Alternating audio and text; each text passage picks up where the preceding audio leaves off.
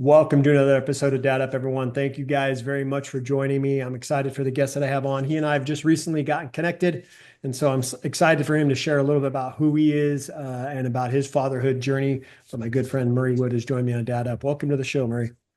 Thank you. Glad to be here. Yeah, absolutely. Let's just dive right in. For my listeners, viewers who don't know who you are, let's talk a little bit about you, kind of your backstory, and then also about your family as well. Okay.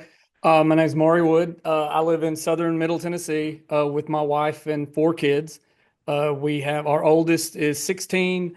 We have 12 and a 10-year-old girls, and then I have a 7-year-old little boy.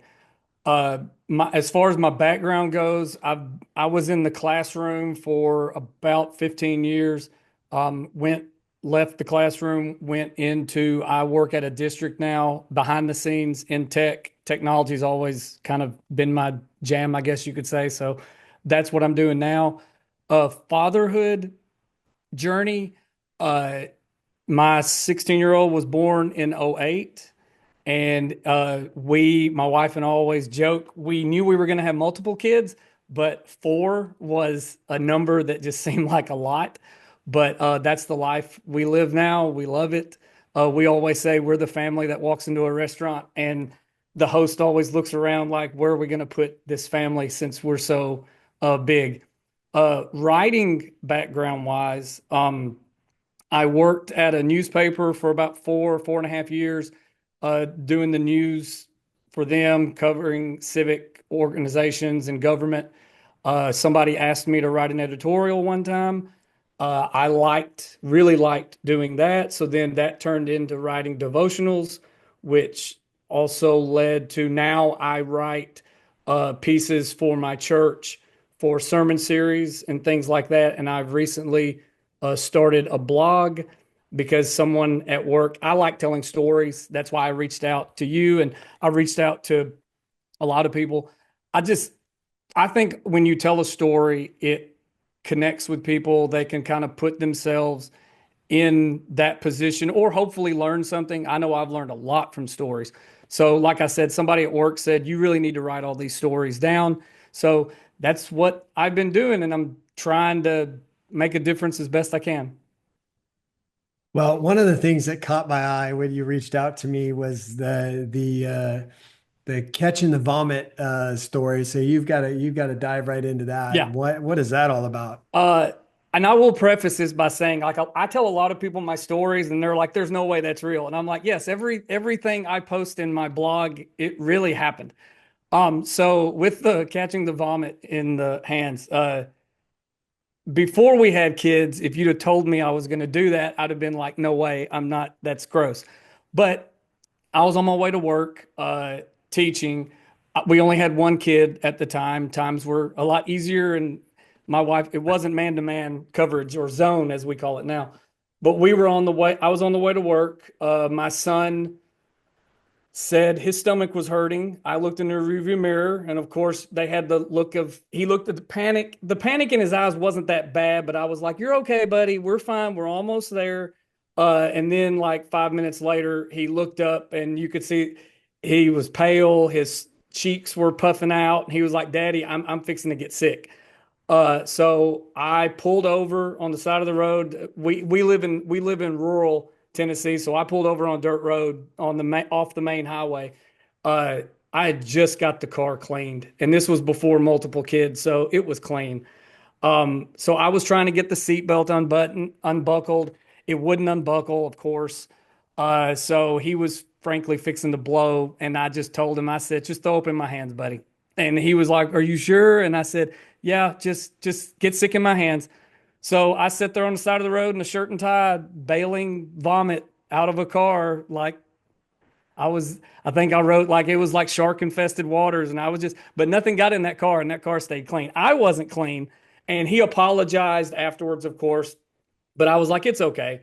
And that just, I mean, when you're a parent, it just things happen. And it was one of those times where I grew up in a house where my daddy seemed to, I don't know. It was weird. The things he got upset about and the things he didn't, it kind of bothered me because it was like I always look at things like 1 to 10. Like this is like a 2. This is like an 8. Daddy was sometimes like 6, 7. It was big. So at that point, I was like, he's already sick. He already feels bad. So I just did what I had to do and got back in the car and drove back home and changed. And I was late for work, but yeah, I mean that really happened. And of course, I was on my way home looking in the mirror, covered in vomit, going, "This is the life I'm living now." So, but it's good. I like it. Well, I can say this. There are people that are, well, let me just say it this way. If you're a parent, you've experienced some sort of issue in your car with your child, whether Yes. it's vomit, whether it's they have to go to the bathroom. They've spilled something. Yep. They've done something in your car that you're not super thrilled about, and that is the case for every single parent. And if you haven't had that experience yet with your children, it's coming. So Mm-hmm. just hang tight. We I've had Rob, I've probably had one of my kids, although I can't remember any particular story, but I probably had at least one of them vomit in my car. I'm sure that one of them has as a young child has probably peed their pants, in my Yep. car.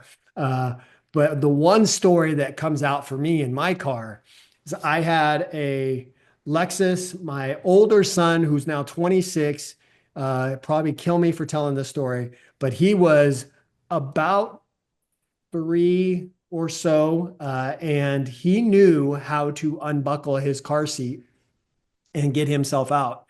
And my wife was driving the car. Again, it was a nice car. It was a Lexus. It was like one of my favorite cars that I had ever owned at that time. And he my wife had her purse on the floor in the back seat, in front of him.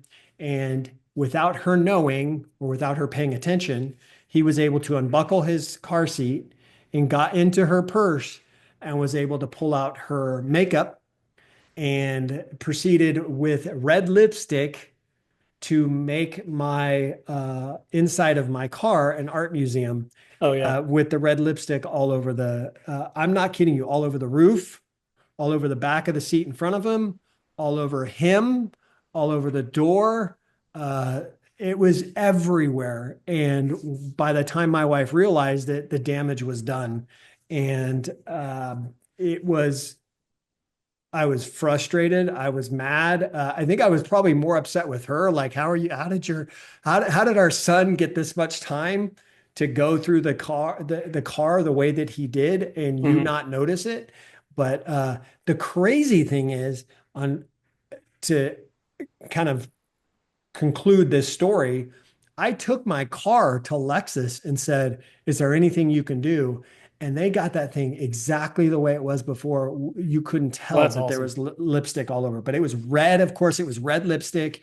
It was bad, and I mean, I'm sure we've got pictures of it somewhere. But yeah, that. So your story of your car is coming if it hasn't happened yet. Oh, yep. And anything else, like it's like the old cliche, we can't have nice things. I mean, we can't, Right. yeah, No, exactly right. Now you've said just showing up matters more than being a perfect parent, right? Can yes. you share a moment where that kind of simply made all the difference for you as a parent?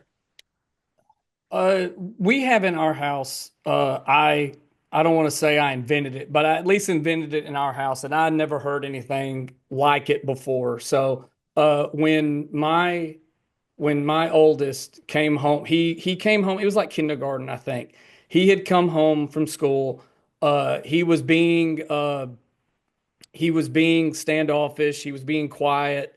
It was unusual. My wife Karen had talked to him, and he wouldn't give up anything.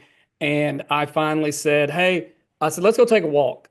So we went. We started walking around our. We live. I grew up on a farm, so living in a subdivision now is very different with neighbors and sidewalks and everything. We can actually like walk really well. So we went walking, and I said, "Hey, buddy." I said, "Something happened at school or anything?" and you kind of knew something was wrong, but he would never tell me. So I got a light bulb moment, and I said, "What if I gave you a no consequence question or situation?" And he was like, "What's that?" And I said, "You can tell me whatever you want, and I cannot punish you. I cannot fuss at you. I just have to listen." And he was like, "Oh, okay." I said, "So do you want to do that?" And he said, "Yes." So we're walking around the neighborhood, and he finally says, "Daddy, I said the S word at school today." And I said, "Okay." So we had a long talk about using the right words and the right language, and and he said, "I don't get punished." And I said, "No." I said, "We just need to make better decisions, and we'll be good." I said, "Because mom and daddy don't talk like that," and yada yada yada. So as we're walking, he was like super happy, and we were about, I guess, two houses from our house, and just curiosity got me, and I just stopped him and I said, "Hey, Brighton, what word did you say?" And he went, "I don't want," and I said, "No." I said, "We're still no consequence, dude. We're still no consequence." And he said, "I told someone to shut up." And I was walking this whole block thinking, Uh-huh. what did he say? So I hugged him, and he hugged me and told me, "Thank you. Thank you for listening." And I said, "You're welcome." But I'm not kidding, Brian. I spent the next two houses. I had to do my hardest not to just bust out laughing, because I was like, "You were afraid you were going to get punished because you told a kid to shut up." And I guess that's good for our house, I guess. But we in and I still use that. I mean, like, I've got my 12-year-old. She knows, all the kids know about it. Not so much my 7-year-old right now, but the rest of the kids. Like, I'd say a month ago, my 12-year-old girl came up to me and said, "Hey, I've got a no consequence situation. Can we talk?" And I went, "Yeah." And I will say, I'm apprehensive about those conversations, because sometimes as a parent, you're like, "Okay, there's got to be some kind of repercussion or something." But in our house, we've set the precedent. If one of the kids comes to my wife or I and says, "I have a no consequence question," we have to sit and listen and just go with the flow. And I mean, and my 16-year-old loves it, because with being a 16-year-old boy, he has a lot of conversations at school, and I would rather him come to me and get the fact, I guess, than, Lord forbid, Googling it or asking some other 15-year-old what they think. But Mhm. I think that's probably because I was always afraid to go to my parents at times, because I didn't know what was going to happen. And I think setting that precedent, I guess 11 or 12 years ago now, that's helped a lot with our kids, because they can come to us and they know, okay, I can talk about this and I'm not going to get in trouble. Now they're going to get a lecture maybe, but there's not going to be nobody's getting grounded. Nothing's going to get punished. So I think Mhm. that's probably one of the best things we've done in our house. Mm. It's interesting that you bring that up, because I remember a time when I was a child where that situation happened for me. And I like to use that when my boys were growing up. I used it as I only used it once for each of my boys. It was kind of like their get out of free jail, Yeah. get out of Yep. jail free card. So you get this one opportunity, but I mean, you use it regularly. Hopefully your kids don't take advantage of it Yeah. where they're just making mistakes all the time and they're just like, Yeah. hey, I don't have to get in trouble for this. But one thing that I think can be taught through this, through these kinds of experiences with our kids is that uh, we want to be able to grow into our relationship with our kids, and we want to be able to have an open communication with our kids. And like for my boys in particular, it was, listen, I don't know what's going on with you. I want you to talk to me. I want you to know. My boys played sports, so I used to use the team analogy. I Mhm. want you to know that whatever it is that's bothering you is on your mind. I'm on your team and I'm on your side. And whatever it is, we'll get through it together. I will help you get through it. We will help each other. We'll navigate through this process together. And I want you to know that everything's going to be okay. And no matter what the case is, I still love you. And Yes. I want you to know that I'm always going to be there for you. Now, in saying all that, it doesn't mean I may not be disappointed. I may be disappointed in the decision you made or the decision you didn't make. I may be disappointed in what it is you have to tell me, but that doesn't change the level of love that I have for you. So I want you to know that you can always rely on me when you have something bothering you and you need to talk to me. That was the approach I used with my boys. And it worked out, it worked out well. My boys, even at 26 and 23, they still come and talk to me when they have stuff on their mind. Even if it's something that I did that I messed up on, Hmm. they want to come and talk to me about it and let me know. And I think that's just part of because of how we raised our boys and how I communicated with them, how my wife and I communicated with them. Uh, I think that's why they are the way they are today. But in going back to what the story you were sharing, I remember as a child that particular moment for me, and I don't know that it ever happened more than once, but I was being sneaky around Christmas and got into some presents that were hidden in my parents' room. And my dad, not knowing this as a young child, my dad had set up kind of a booby trap in the area where the presents were, and so he knew that I had been in there. Hmm. And he came to me and asked me if there was anything I wanted to tell him, and I told him no. And I was so scared that I was going to get in trouble that he said, "Listen, I know there's something you have to tell me, and I want you to know that if you tell me, I will not be mad. I will not punish you. You will not get in trouble. You can feel safe to tell me." And so I told him. I got into the Christmas presents. And he's like, "I knew it." And then he started to get upset. And my mom said, "You told him you're not going to get Yep. mad, so you can't get mad." So I didn't get into trouble for it. But I remember that one get out of free jail card, whatever. Yep. And I've used that with my boys. I've used it once or twice with them. And so that's interesting. Now, hopefully, like I said, your kids don't take advantage of Yep. it. At times. Yeah, yeah. How have your experiences as a teacher and coach been, and how have they shaped the way you parent at home now? Uh, I think like just the listening part and looking at from a kid's point of view, I think a lot of times teaching was I loved it.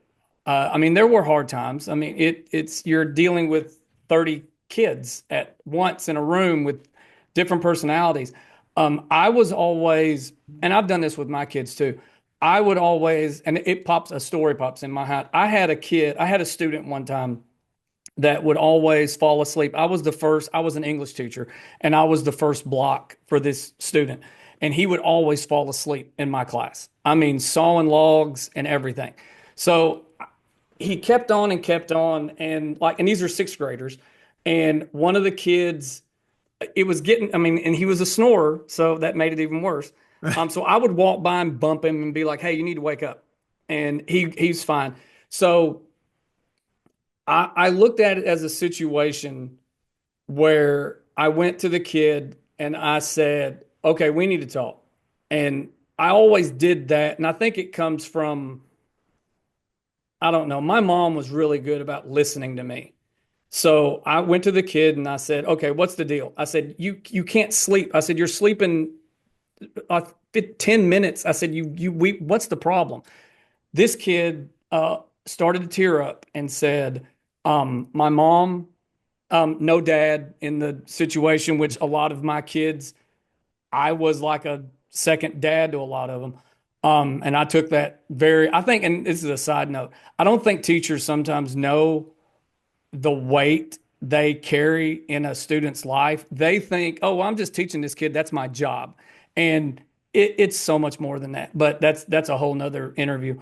Um, but I talked to this kid, and the kid said, "My mom started working third shift. So I'm having to," and he had two younger siblings. He was putting his two younger siblings to bed, getting them up and ready, and putting them on a school bus with him. So he was having to get up he was basically a sixth grader being a pseudo parent.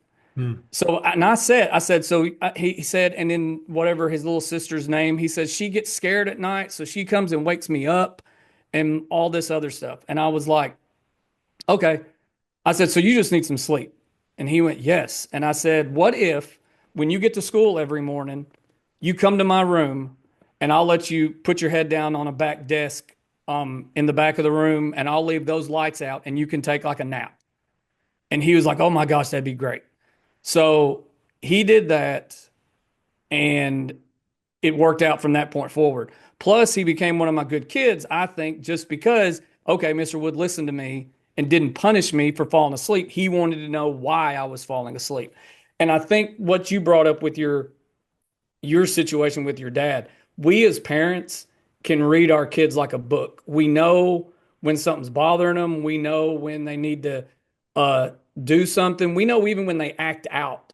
Like I will tell my kids, oh, I will take them to the side and go, okay, you're being awful grumpy today. Is something wrong? And instead of fussing at them for, I mean, with four kids in the house, especially with two girls in the middle, it's interesting. But I think with teaching that situation, I've learned to take my kids and watch them and say, okay, what's the deal? Don't go in guns a blazing. I mean, because I hate to keep saying it. My daddy was a guns a blazing daddy, and I've always said sometimes you learn from your parents what to do. Sometimes you learn what not to do. And like my 16-year-old's already told me, there's some stuff I'm not going to do. And I was like, that's fine. I said, you've got to learn. I said, we're all learning. I said, you were the first kid. You were the practice kid. I was learning as I went. So, I mean, I think that's a lot of it, just listening and not going in and treating them like a human being, frankly. And I Mhm. think, like you said, it opens them up. Like when they're 26, like you said about your son, they'll come to you when they need help. Yeah. Well, I think that uh, patience, as you said in the beginning, patience through your career has carried you into your parenting role as well.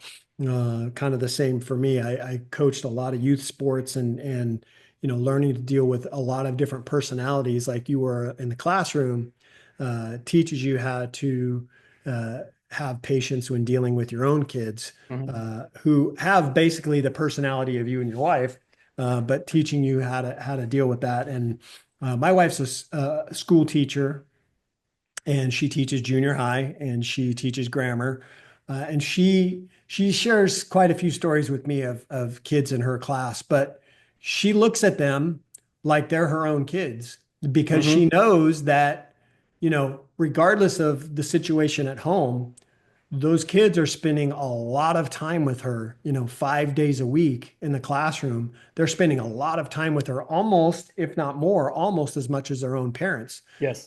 So she understands that, yeah, my role is a teacher and my role is to help educate them, but my role is also to be a support system for them if they need it. And Mhm. I think you recognizing that early on, especially with this one child, is something that it's a gift that teachers develop, and so that's awesome. I think for my boys, I don't know that they've ever fallen asleep, but there are a number of teachers in their lives that they either taught good about to this Yes. day. Like, yes, that like I wish I could sit down and have a cup of coffee with that teacher again to just kind of catch up and see what they're up to. And then there's those teachers where they couldn't stand, where they just Yeah. didn't have a good relationship with, and that's the separation between the good teachers and the not so great teachers, right? I think that's awesome. For you as a dad, how do you balance the time between what you're doing now and with four kids? How do you balance that time? Well, I am very blessed to work from home mostly. So that's been a huge game changer. The kids know that if they're home while I'm working, I try to be, my wife and I did a study at church called Love and Respect. And one of the things it talked about was over communication. And that's something I'm trying to teach our kids because as my 16-year-old is growing up, I'm trying to teach him, well, this is usually how guys are more like, this is how a guy thinks, because him and my wife will butt heads a lot sometimes because he's growing up, and I'll tell my wife, you need to explain to him what he's doing so he can try to fix it, because I said that if he's like me, I want to fix it. And so and then yesterday he was frustrated, and I said, did you tell your mama? And he went, no. And I said, well, that's on you, buddy. So what I've balanced is I I try my best to not, if I've had a bad day at work, once I clock out, it's over. I I don't bring it, well, I say bring it home, I'm already here, but I don't leave it stays when I'm done. I don't look at it like, oh my gosh, this was a horrible day. I look at it like, oh my gosh, this day is over. And then I move on. Um, I think too, I read it somewhere or a while back. You can be a thermostat or a thermometer. And I think you wrote about this in one of your posts I saw. You you can either affect the environment around you, or Hmm. you can allow the environment to affect you. Hmm. Quick story about that. My wife and I went on we've been dating. This was our 25th dating anniversary this year, so we went on a vacation. Well, before we left, in Tennessee, we are notorious for storms. So there was all these tornadoes that were supposed to come. So before I went on the trip, I told the kids, "Hey, I've already cleaned the closet out. Uh, I don't think it's going to do anything, but it's fine." Well, lo and behold, the first night we're gone, there were tornado warnings every like 45 minutes. It was bad. And my son was messaging me, and he said, I kind of wish you were here, but I'm trying to be like you and stay calm, but I'm freaking out. And I said, well, you're being me, because I said, y'all think I'm calm during storms, but you don't know I'm in the bedroom up at 2 a.m. watching radar on my phone in case I need to get up and do something. And he was like, really? And I said, yeah. I said, because I want y'all to look at me as, okay, well, if daddy's calm, then then everything's okay. And I think the way I've balanced it, especially with four kids, you give them their time. Uh, my wife and I have tried to not say no as much as we can. Like my 7-year-old last night, we told him to go to bed. He came downstairs. I think it was 15 after 9. And he was like, can you read me a story? And part of me was like, I told you to go to bed 30 minutes ago. But I sat there and I said, pick a short story. So he went and got a short book. We read it. He gave me a hug, told me he loved me. And I said, love you too. Good night. And then he went to bed. No fusses before bed, things like that. I think I have tried balancing. I want them to have good memories of mama did this or daddy did this. I've coached all my kids, like you've said. I can honestly say I've never yelled at a kid coaching. Now, we might have had conversations on the sideline because I've coached flag football. This year has not been a good flag football season. But I try to look at it as, like you said about teachers, I want the kids I coach to see me in a store in town and run up and go, hey, Coach Wood, blah, blah, blah. Not be like, I've got a particular basketball. I'm 40, I'll be 48 in November. When I played basketball in high school, I quit because of a coach. And to this day, when I see him in a store, I go the other way just because it was not good for me. And the balance, I don't think fathers know how much of a they need the whole thermostat thing. My wife always says that the father steers the ship, and if we go into rough waters, we're taking our families with us. Yeah.